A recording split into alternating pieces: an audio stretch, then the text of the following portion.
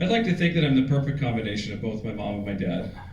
I rarely, if ever, talk in front of a group of people this large without saying something stupid or offensive. In fact, I'm at a 0% success rate, so please bear with me.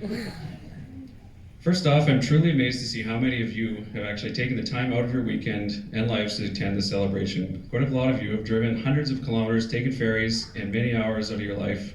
Thank you for coming. I know my mother has already droned on about religion for far too long, so I will stick to the facts, or half-truths, as seen from the perspective of a cynical son. I always get conflicting stories about how my mom and him met, so here's my understanding of how it went. Let's just say they met sometime when they were younger in a coastal town in the middle of nowhere, accessible only by a boat or pontoon plane. My mother, a goody two-shoes kind of girl with what I can only assume was a perm, as she's had the same hairdo for so long. And my father, a bad seed who smoked cigarettes and got in trouble for wearing jeans to school.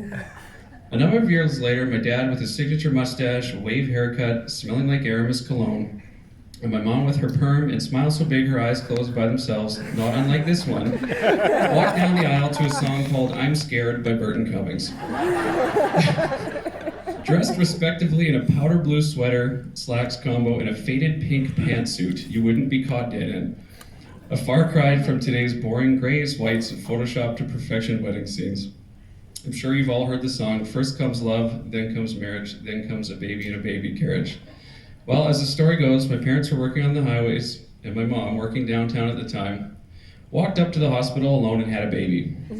It wasn't a common sight to have fathers in the delivery room at the time, so my dad sat at home in a big red chair Tyler and I used to build forts in, probably drinking milk, definitely shirtless, smoking either cigars or marijuana with a close family friend. But that part of the story is hazy. His second son, Tyler, was born a year and a half later, and I feel like he was still in that same chair, celebrating that birth the same way.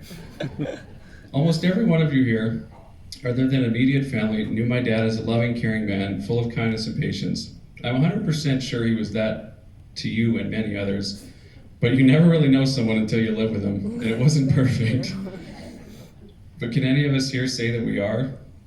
My dad and I shared the same issues with our temper, which led to, at a rough estimate, about 3,000 fights, frequently ending in me getting a sorely deserved smack and a good old-fashioned grounding. I sometimes wonder how any of the people in this room that have been or are currently married to Corbins are still sane. My condolences to all of you. I think it was hard for him, having a military background, trying to raise two kids who didn't listen to a word he said. Sometimes he would pretend like we were good, respectable children he wanted to raise. My brother and I both joined cadets as it was my dad's dream for his boys to be in a uniform with him. I remembered when I wanted to join the Air Cadets over the Army Cadets, and he told me that was for girls with short hair and boys with long hair. What a very Army thing to have said. My mom would always work nights so that left Tyler and I with just my dad to fend for dinner a lot. He was not a cook by any means, so if mom didn't leave us dinner, it was either Chinese food from Ruby Red or a specialty, which was plain macaroni with meat on top and some shredded cheese, all cooked in the same cast iron pan that was older than him, but somehow layered individually. Nothing touching, no sauce, no seasoning, that was it. That's all you get until breakfast, so don't eat it too quickly, he'd say with a smile, knowing that his kids were questioning his ability to provide for them. Some of these many Wayneisms, as some people might call it, quick tidbits of life advice, quirky phrases, he said, just general things that at the time made you cringe, but now I find myself missing them. Bacon, eggs, toast, well done, butter to the edges. The same breakfast he'd order everywhere, every day. Burnt toast, I would correct the server when she had no idea what he was asking. I hate negative people, he'd profess, while being very negative himself a lot of the time. You smell like a French prostitute, while I was getting ready for school and putting cologne on and gelling my hair.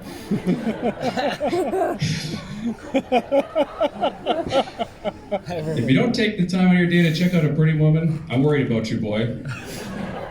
Okay? It's too damn hot in this town. When we were asked to leave a restaurant because my dad had taken his shirt off on the balcony because it was too hot and uncomfortable to eat in it. I finished it already. When going through a grocery store checkout and the clerk scans an empty milk carton with a strange look on her face because he just could not wait until we left the building to finish it. It wasn't all ridiculous, though. There are a lot of other things that stand out in my mind now that I'm poring over my almost forgotten memories of him. The time I conveniently won a BMX bike from a raffle at a restaurant that he owned. Like how my mom would refuse to lend us even 5 cents to make up $1 to buy a slush, but Dad would give us whatever we wanted, no matter how much my mom complained we didn't need it. Now, quite often I would miss the last bus, on purpose, when I was younger. When I was at my first girlfriend's house, my mom would tell me to walk 11 kilometers home and hang up the phone, but Dad would be there in his AMX, grumbling all the way home. When my brother and I would come home after having one too many drinks, he'd never be angry, surprisingly. He would sit up with us, call us idiots, make sure we were okay, laugh with us, at us, get us snacks, get us waters.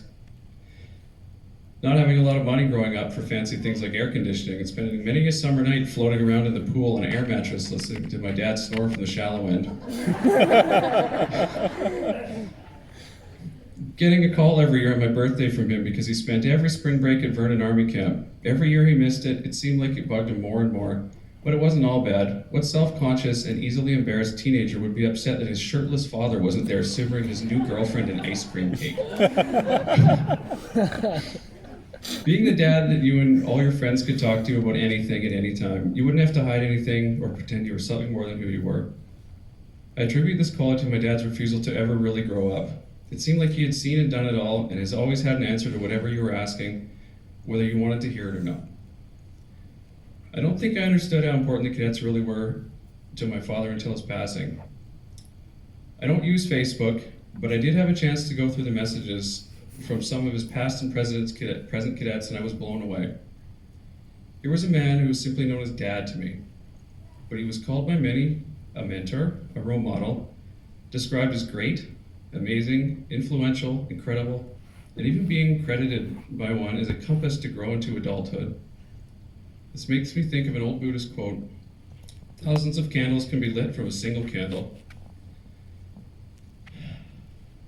and the life of that candle will not be shortened."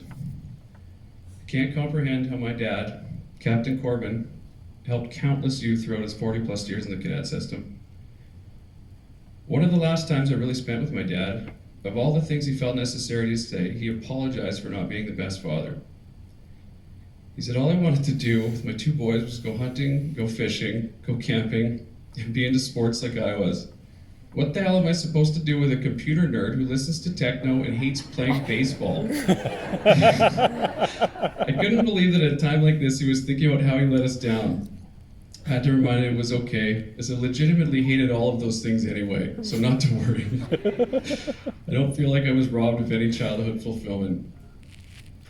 It's stuff like that that makes me realize that he loved his family and everyone around him more than you could really ever put into words. Once in a while you would catch a glimpse of it, but not that often. I think that my father was from a waning generation of men who were brought up to conceal their emotions, who were raised by men even more stoic than themselves. I can imagine it was hard for him to overcome his upbringing and be the man and father he wanted to be, but I think that he did the best he could. Common human weakness is that we all take things for granted, and the phrase, "you never know what you have until it's gone," is thrown around a lot. I wish I had learned to look past my own stubborn nature and short-sightedness and genuinely appreciate what I had right in front of me that many others don't. When you leave here today, please keep that in mind. Whenever I would leave, I would always say goodbye, and Dad would always respond, "So long, Sonny." The phrase "so long" means until we meet again. I don't claim to have any notion of where any of us go when we die, if we go anywhere at all other than back to the nothingness we came from. Maybe I will see him again, maybe you will too, maybe we won't. But until I find out myself, so long, Pops.